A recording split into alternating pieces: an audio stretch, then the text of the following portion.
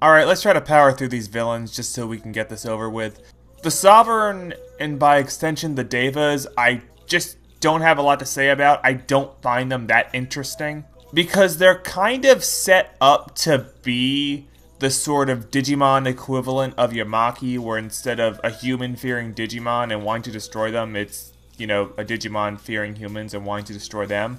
But I feel like it's executed worse than it was with Yamaki, and Yamaki's wasn't executed perfectly to begin with. But maybe that's just my aforementioned bias towards humans that makes their hatred of humans so much less relatable to me than Yamaki's hatred of Digimon. But let's talk about, you know, the history of these guys. The Sovereign is not seen until, like, towards the very end of the second arc. For the most part, we're dealing with the Devas. Because they're introduced about halfway through the first arc, and they're a constant presence up until about the end of the second arc. And I will start off by complimenting them by saying that they do offer some basic form of structure, or at least some basic goal that the kids start working towards that was sorely needed in the first half of the first arc. Because now, instead of having the kids just randomly fight, you know, whatever Digimon, you know, decide to show up that week, it's an actual quest now to defeat all the Devas and secure peace for the world or whatever. But really, where the Devas start to fall apart is, I just don't find them that interesting. I mean, Yamaki had some promise with being this high-ranking government official and all that was relying on science to fight his battles for him. But these Devas, they're just powerful Digimon with some generic warrior culture shtick that you've probably seen 100 times already. And then the heroes defeat them, you know, one by one, and learn something in the process, like the importance of friendship or teamwork or whatever. And that's really all there is to them on the surface. There is some stuff that you might find interesting if you dig a little deeper in them, like they're based off of the Zodiac. You know, you got your roosters and your snakes and your horses and whatnot. And that is kinda sorta cool, I guess. And then there's other stuff like the fact that, actually this is something I kinda like, is some of the Devas have, like, personality differences from each other. I mean, most of them are just kind of the same with, oh, we are so proud warriors personalities. But then you get Digimon like Antilamon, who becomes a good Digimon, and this Bull Digimon who falls in love with Renamon. And I like that. I like, you know, these little minor personality differences that makes them more of an individual and actually can lend themselves to specific character building moments for heroes in the group. But like I said, most of them seem to have interchangeable personalities or are the Monkey Deva.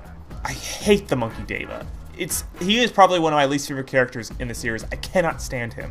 And he's around the longest. Although I am happy he got probably one of the most disturbing deaths of any of the Devas. That was a good scene. Another little small thing I liked is the fact that the human heroes have a huge cultural misunderstanding with the Devas, because Takano and the others stopped absorbing the data of Digimon because they thought it was, like, respectful, or thought that maybe, like, the Digimon could come back in reincarnation or something. But to the Devas, it was a sign of disrespect that, like, oh, our data isn't even worth, you know, absorbing after you kill us. So that infuriated them. I don't know why I liked that so much, but I did, and it's only mentioned once. And that's kind of it. Most of them are just there to die. You know, just fodder, either to get the kids to have an evolution, or just to make it seem like the kids are accomplishing something, or to introduce some character thing. I don't know. The show tries to say there's some deeper thing going on with Henry's mentor saying, like, oh, hey, Devas, you know, depending on who you ask, the Devas can be the good guys or the bad guys. It's all a matter of perspective. But that's just the overall theme of the villains in this season. All of them think they're doing the right thing, even the D-Reaper, and we'll talk about that later. But that's not specific to them. Okay, but we're done talking about them. because now we gotta talk about the Sovereign, who, after all of them are dead except for Antilamon, who converts. But yeah, we finally get to meet him. He's been hyped up for a while through the last part of the first arc and throughout the whole second arc. The whole mission is to come find him and talk to him. And the heroes are like, hey, Sovereign, can Digimon and humans get along? And the Sovereign's like, no, humans have to die, and so do Digimon traders. And then he, like, gives a speech, and I just so don't care. Because, look, say what you want about Yamaki, I know I did, but we spent a considerable amount of time with him.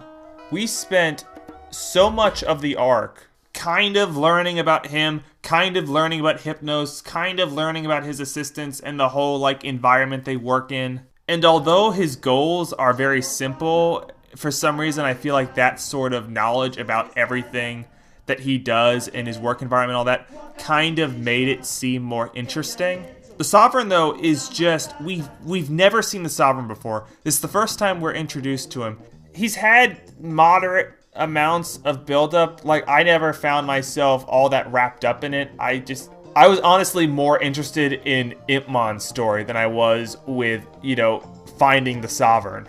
And I think I mentioned this before, but Beelzemon, he just spoils any sort of buildup I think the Sovereign would have had, because literally the episode before we meet the Sovereign, Beelzemon and the kids have this fantastic fight, and I knew that there was no way they could top that with whatever they had in store with the Sovereign. I knew that that was the peak, and the rest of it was just gonna feel like padding until the end of the arc, until we meet the third, you know, boss or whatever. And if it seems like I'm rambling incoherently, I feel like I am, mainly because of the fact that I just got nothing on this. I already pretty much summarized what happened with the Sovereign before. You know, the kids fight the Sovereign. They think he dies. He comes back. They get chased around this little yin-yang bubble across the ocean. Then another Sovereign shows up. They talk about how, you know, humans and Digimon and what's their relation to each other. And then they eventually convince the evil Sovereign to not be evil and learn to begrudgingly accept humans as allies. And then they go save Calamon and they acknowledge the Deer Reaper exists. And then the kids leave, and the Sovereign is only seen in, like, I think a flashback or something. I don't care. I don't like these guys. I just want to get this over with. So final thoughts. I don't really care about either the Devas or the Sovereign.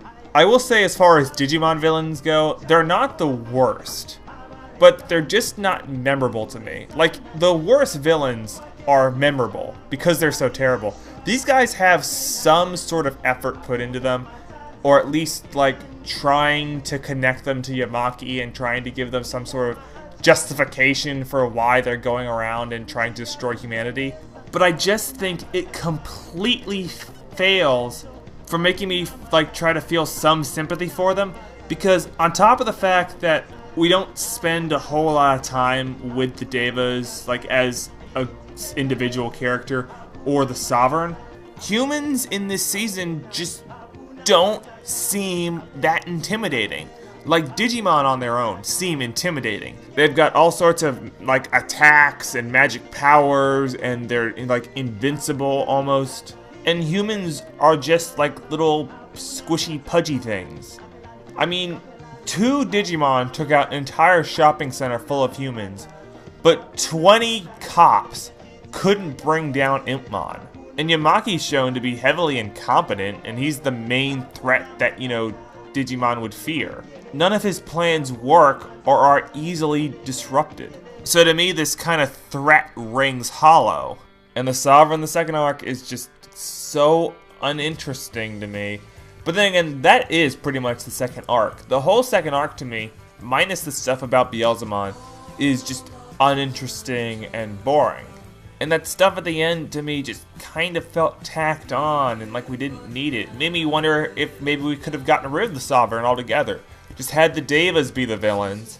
There are these, like, guardians of the digital world, or quote-unquote guardians, kind of like self-appointed guardians, And they kidnap Calamon for the good of the digital world because we need him and the heroes have to go save him. And they eliminate most of them, and then when they're about to save Calamon, that's when Beelzemon shows up, and he's the final fight they have to have. And after that fight, they go and try to save Calamon, and some digital god shows up to give them exposition about the D-Reaper, and I don't know.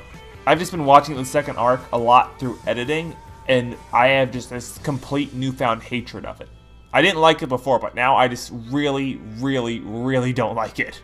Especially this one scene where they're being chased around in that stupid bubble, and it just made me go, what the hell am I watching? The whole arc just feels like it doesn't fit in with the other two, but I'm done with this. Let's talk about the D-Reaper, because I actually like the D-Reaper.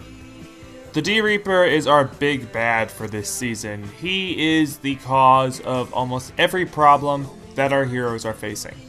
Well, most of the problems. It's the reason that Calamon was sent to the human world, or at least given a organic form, which then helped propagate the war between the humans and the Sovereign, and was also the reason why the Digimon in the digital world couldn't digivolve anymore, which is why they were fleeing to the human world. And it is also the reason why the digital world is falling apart. The D-Reaper was created as a sort of, I don't know, process managing program in the original Digimon game, because whenever there was a program that became too complicated for the game to handle, the D-Reaper would delete it. But then, as the digital world began to evolve into more complicated programs, the D-Reaper, which also began to evolve into a more complicated form, began to start deleting the entire digital world. Because although its form has become more complicated, its program and mission is the same. So the D-Reaper is brought in at the end of the second arc, and the show gives a lot of exposition about what it is, how the digital world was created, how the D-Reaper affected the creation of the digital world.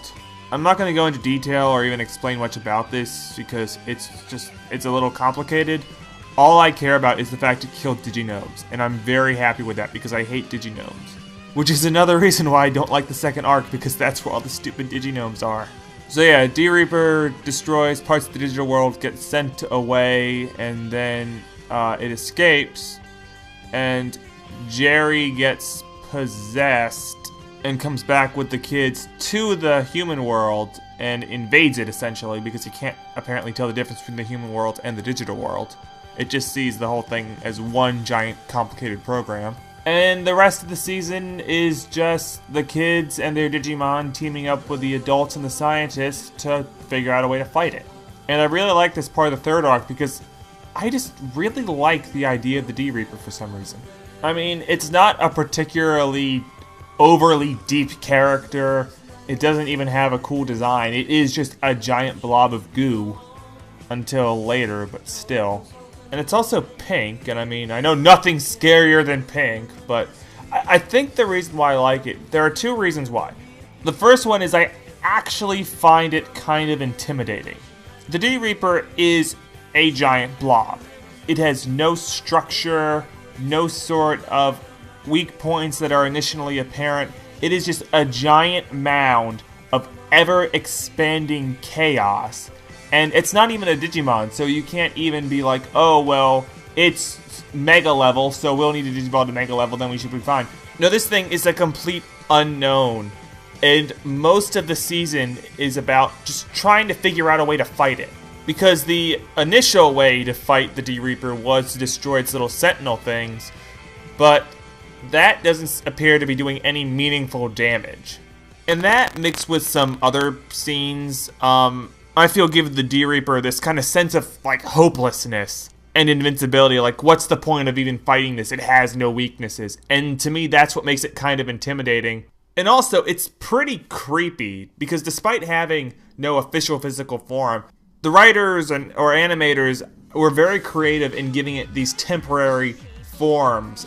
And I don't know if they're supposed to be invoking something or referencing something, but I think they are very creepy looking. And also, before Jerry is revealed to be kidnapped, the clone of Jerry that the D-Reaper sent out also has some very creepy, disturbing and ominous scenes that does add a bit of mystery to what exactly is the D-Reaper's plan. The other reason why I really like the D-Reaper as a villain is the fact that it, as a villain, allows the show to use and work with a lot of characters that in other seasons would probably be tossed aside, mainly the adults. Because in most seasons, the adults are kind of reduced to moral support, and they don't do a whole lot of things that are overtly useful. But in this season, the focus seems to be almost split half and half between the kids and the adults in terms of both of them trying to figure out how to fight the D-Reaper. And I like a lot of the adult characters, and I like seeing them in scenes, actually doing things. And even the characters that aren't scientists or actively working to help fight the D-Reaper, they have some scenes dedicated to them that help them stand out during this arc. And I don't know if this is really explaining anything, but it just gives this sort of unified feel amongst the cast. It's not just the kids fighting the D-Reaper, it's everyone fighting the D-Reaper. They're all going in this last stretch of the story together. Everyone's contributing. And that, to me, just gives the D-Reaper this extra bit of, I don't want to say intimidation again, but this extra sort of oomph. Because, like I said, it's not just the main kids now working to fight the D-Reaper. It's this whole operation of adults, scientists, technicians. The military does something useful at one point, even though that goes against every stereotype of the military in this situation. And to me, the larger the number of people working in some meaningful way to fight the D-Reaper makes it seem like that much bigger of a threat. I don't know if that makes sense, but it does to me. And that's kind of most of what I have to say about the D-Reaper. It's not an overly complicated villain. It's just a giant blob. It cannot be reasoned with or negotiated with. It is just a giant monster. And I think the show does manage to pull it off very well, make it intimidating, that sort of stuff. And just when I was watching, I was very interested in how the kids were going to defeat the D-Reaper. It had a lot of visually interesting scenarios that kept my intrigue in it. The only real complaints I have with it is just the fact that I don't know why the D-Reaper doesn't kill certain things or certain people at certain time. I don't know why it needs to keep Jerry alive. I know it originally needed her so it can download her information and memories to use against the heroes, but does it need to keep her alive after it's done that?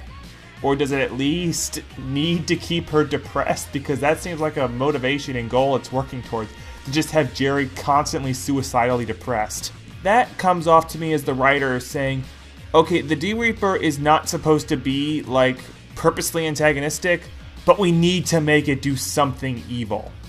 Which, I mentioned before that I don't think the D-Reaper is a flat-out straight villain. I feel like it is trying to follow the same vein that Yamaki and the Sovereign were in, where it's not trying to be villainous, but it's just misguided. Because the D-Reaper has no emotions. It cannot comprehend good or evil. It just only does what it's programmed to do. And what it was programmed to do wasn't even devious or evil. In fact, it was quite positive. The D-Reaper's whole program was to try to keep the Digimon game from crashing through overexerting its memory. It needed to delete certain programs to keep the game running. And then through some freak act of nature or science, everything just began evolving into more complicated organic creatures. And the D-Reaper just doesn't understand this, so it believes it's doing a good thing by destroying all these because it just does not understand the chains. It is just a giant misguided monster. But honestly, that's pretty much all I have to say. I'm powering through these last guys because I just want to get to the finale so we can then move on to the movies and then just be done with Tamers and move on to something else. Okay, so next time we finish off the Digimon Tamers series with the finale, and we're going to see just how great and how terrible one season can be at the exact same time.